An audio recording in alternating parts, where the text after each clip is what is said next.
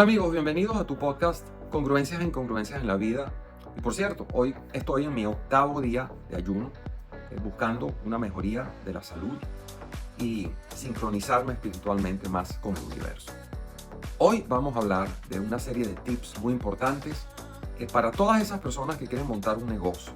Cómo montar un negocio exitosamente, cómo evitar esos errores, esas incongruencias que van a hacer que tu negocio fracase. Lo primero que tú tienes que saber es que 9 de cada 10 negocios que se establecen fracasan. Y por esa razón tienes que ser muy objetivo, tienes que analizar muy bien qué es lo que tú vas a hacer y tienes que echar números. Los números se echan en una hoja de Excel.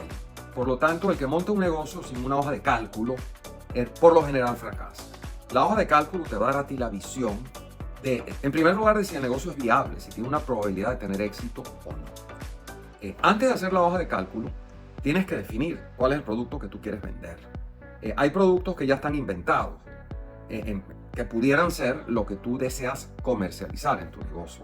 Qué sé yo, repuestos de carros, de motos, llantas, alimentos, zapatos, ropa. Y hay productos que no están inventados todavía y que gente ingeniosa en un momento dado se le puede ocurrir y decir, bueno, yo quiero montar un negocio con esto porque la sociedad va a necesitar esto. Entonces los dos enfoques son distintos, porque hay productos que ya tú sabes que la gente quiere y hay productos nuevos que a lo mejor tú crees que son necesarios, pero que no son necesarios. Entonces cuando es un producto nuevo que a ti se te ocurre, lo primero que tienes que hacer es salir a encuestarlo. Tienes que hacer una encuesta con por lo menos 200 personas, un cuestionario sencillo, que le explique, le muestre una foto o le explique lo que es el producto y que la persona dé su opinión de si lo consumiría, si no lo consumiría, si cree que es bueno, si cree que no es bueno, si cree que es costoso, a qué precio lo compraría. Eso es en el caso de que vayas a crear un producto nuevo. Si estás trabajando con los productos normales de la sociedad, pues es muy importante que te metas en un negocio donde no tengas competencia o donde tengas mucha competencia, porque esa es otra razón de los fracasos. Te metes a hacer lo mismo que todo el mundo está haciendo y resulta que lo que tú quieres vender tienes a 1 millón de personas en la calle que también lo están vendiendo. Entonces se canibaliza el mercado y las ventas no tienen la capacidad de darte el flujo de caja que tú necesitas para que tu negocio funcione exitosamente. Ahora, una vez que tú defines el producto en el que te quieres meter, lo primero que tienes que hacer es tener una hoja de cálculo. La hoja de cálculo viene siendo prácticamente eso que te va a decir a ti si el negocio es viable o no es viable, si tienes la probabilidad de ser exitoso o no ser exitoso. La hoja de cálculo, ¿por qué se utiliza? Porque te va a dar a ti el resultado entre los ingresos y los egresos. ¿Qué debe llevar una hoja de cálculo? Bueno, en primer lugar tiene que tener, por ejemplo, el gasto del alquiler del local. Si tienes que alquilar un local, tienes que colocar allí.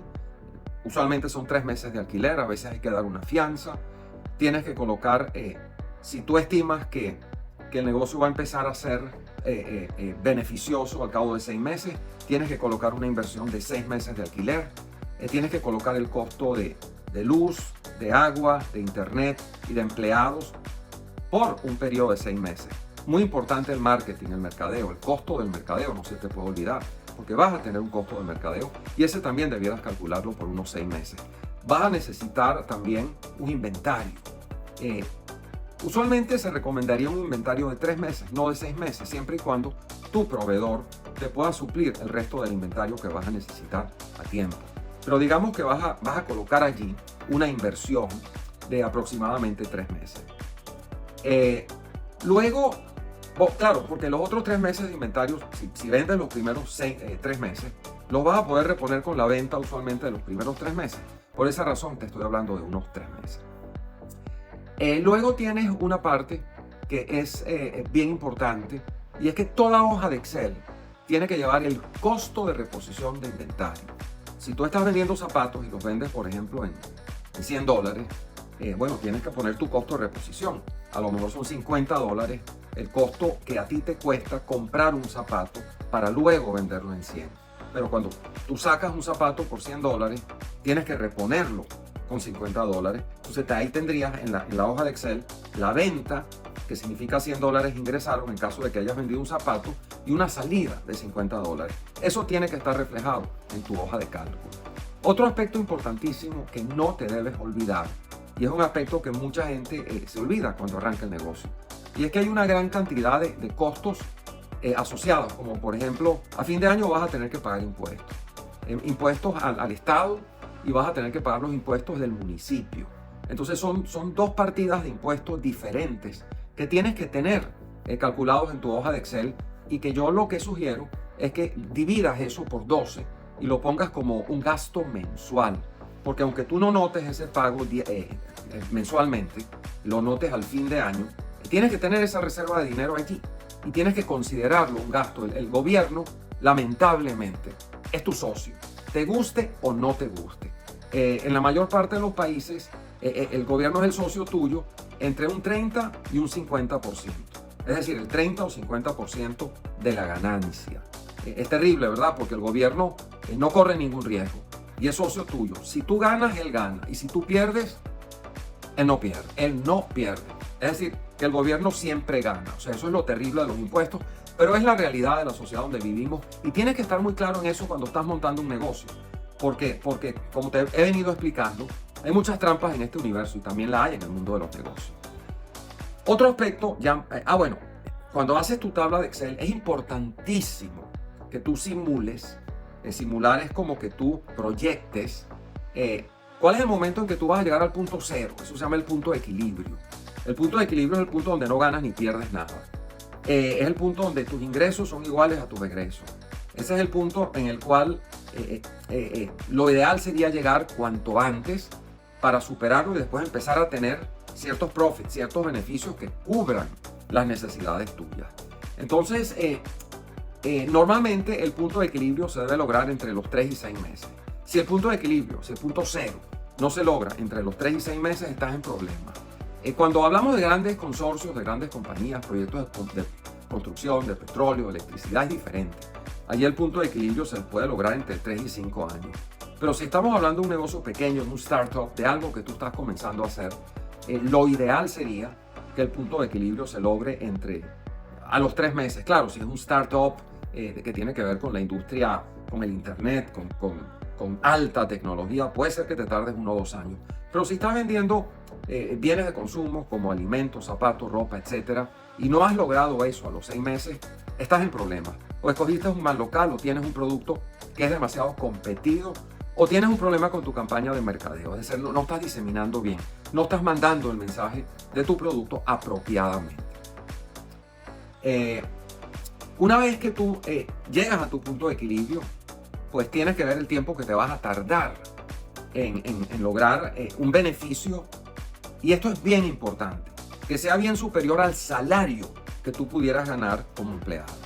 Porque si tú, por ejemplo, como empleado ganas $2,000 mensuales y el negocio al cabo de un año te está dando $2,000 mensuales, entonces no valió la pena. No valió la pena porque tuviste que hacer una inversión, tuviste que hacer un gasto. Ahora tienes que recuperar ese gasto y el salario ni siquiera te está compensando. La ganancia del negocio ni siquiera te está compensando. Y hablo de ganancia después de impuestos. Esa ganancia no te está compensando ni siquiera el salario que tú antes tenías, ganando lo mismo pero sin hacer una inversión. Solamente que aquí tuviste que hacer una inversión y a lo mejor quedaste endeudado, salvo que el capital hubiera sido tuyo. Como sea ahora, al final, estás ganando lo mismo que como un asalariado, pero para colmo tienes una deuda. Y el otro problema que tienes que considerar es que cuando tú eres asalariado, tú te vas a tu casa después del trabajo usualmente sin preocupaciones. Pasas el fin de semana con tu familia y no estás pensando en el trabajo. Cuando tú tienes un negocio, ese negocio, vas a estar consciente de los problemas del negocio y de las necesidades del negocio 24 horas al día. Es decir, ahí no hay fin de semana que no pienses en el negocio, a menos que ya lleves 10 o 20 años con el negocio y la hayas pegado en grande y entonces tengas otra gente que se encargue de tu negocio. Pero al principio no va a ser así. Al principio tienes que estar claro que el negocio es un trabajo de tiempo completo, incluso de fines de semana. En muchos casos vas a tener que ir a trabajar los fines de semana y tienes que tomar en cuenta que eso va a generar un sacrificio familiar grande. Entonces no vas a montar un negocio para que te dé lo mismo que cuando tú estabas ganando un salario. Otro aspecto importantísimo y tiene que ver con el idealismo de la gente es que a veces un grupo de amigos se reúne con ímpetu y de manera idealista y entonces dicen vamos a montar un negocio juntos. Pero lo que no se dan cuenta es que la mayor parte de los negocios solo dan para una persona. Es decir, cuando tú montas un negocio, si son 2 socios, tienes que dividir entre 2. Y la división entre 2 es importante considerarla, porque claro, si el negocio va a dar millones, no es lo mismo que si el negocio a duras penas va a dar para que tú pagues los gastos de la familia. Entonces, normalmente no te metas en un negocio, no participes en un negocio que tiene más socios que tú. Lo ideal es que tú seas el único socio, el primer socio, y posteriormente tú ves si vale la pena incluir algún otro socio. Pero créeme, no es lo mismo dividir por 1 a dividir por 2. En términos generales, estos son los lineamientos más importantes para una sociedad. Déjame ver si se me olvida alguna cosa aquí. No, yo creo que en términos generales esas son las cosas que debes considerar para montar un negocio exitosamente. Si te ha gustado el tema, suscríbete a mi canal y suscríbete a mis redes sociales. Hasta el próximo podcast.